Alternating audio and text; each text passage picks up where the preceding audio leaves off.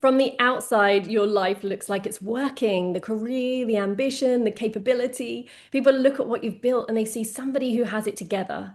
And you do. That's what makes it so confusing because you can't exactly point to the thing that's wrong. There's no big crisis, there's no huge collapse, there's just a gap between where you are and something you can feel, but you can't quite name.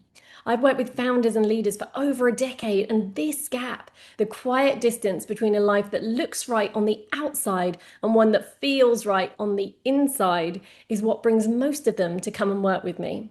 So, here are 5 signs it might be happening to you, and the last one is the one that changes everything. Sign 1, you finish something significant. You might close a deal, you might complete a project, you might get the new client, and straight after it's complete, you are on to that next thing. Not in celebration, but in evaluation. What could have been better, what you should have spotted, what you'd do differently next time. Other people tell you that it's a great achievement, and you hear them, but it doesn't really reach you. There's a filter between the feedback and what your body will actually allow to land. You might call it being diligent or having high standards. And yes, your high standards have created extraordinary work. That's totally real. But there is a difference between standards that come from a place of desire to do good work and standards that come from a place of fear that you might be caught out, that you might get something wrong. One brings you joy and the other creates a hell of a lot of stress. If you cannot remember the last time you felt genuinely satisfied with something you achieved, that is a sign there is a deeper pattern running. Number 2, you're on holiday, you planned it, you booked the flights, you cleared your calendar, you told everyone you'd be offline, and by day 2, you are already checking your emails by the pool. Not because anything is urgent, but because being still feels worse than being busy. Because there's something about an empty afternoon that makes you restless in a way that you can't quite explain. A restlessness that only quiets itself when you're in motion, when you're in the doing mode. You can eat lunch without tasting it. You're in conversations and you're thinking about emails in your head. The weekend arrives, and instead of resting, you feel a pull to fill it, organizing, achieving, ticking something off. People around you think it's drive, ambition, and it looks like all of those things from the outside. But here is a question worth sitting with. When you imagine doing absolutely nothing for an entire afternoon, what do you notice?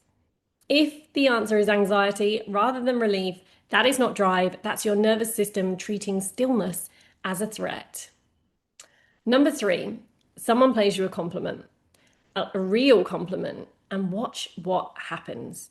You laugh it off, you redirect, you immediately credit someone else. You say, oh, it was nothing, I just got lucky. Anything to move the spotlight somewhere else. That is not modesty. Modesty is a choice. This is a reflex. Your body moves you away from the warmth before you can even register what happened. It's the same pattern with other things. Help is offered and you decline before you've considered it. You know that probably your pricing should be higher, but something in you keeps the number where it is. Someone tries to support you and you instinctively think about what you'll owe them. Everything comes through effort. Nothing just arrives easily, effortlessly, because somewhere your system decided that receiving is dangerous, that what's given comes with strings, that the safest position is to need nothing from nobody. And so you carry everything yourself and you wonder why it feels so heavy.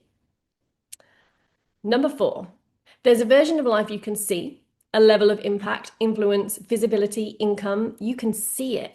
Whatever it means for you, and you know that it is available. You can feel it. It's the logical next step from where you are, but you keep not moving towards it.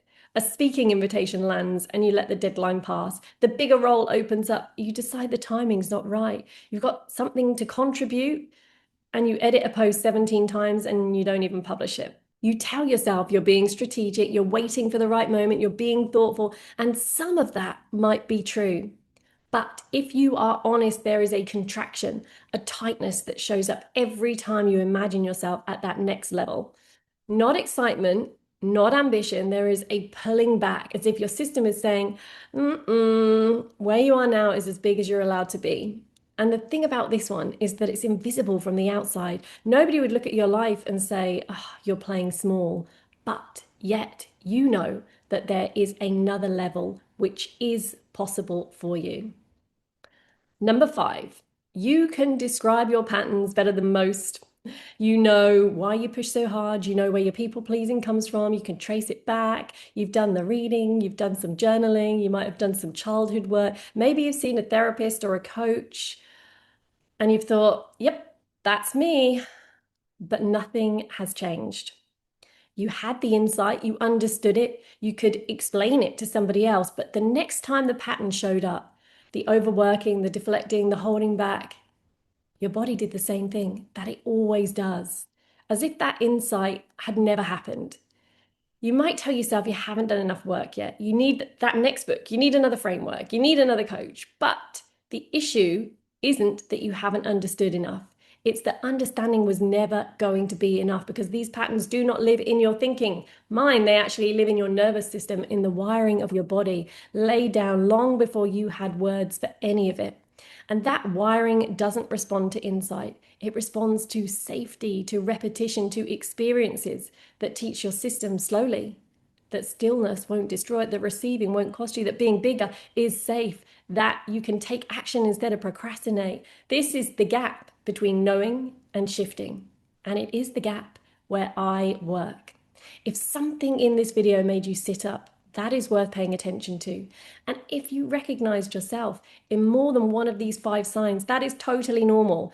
Most people have one primary pattern, 2 primary patterns, but lots of patterns which are interconnected under the surface. So if you enjoyed it, I'll see you in the next one.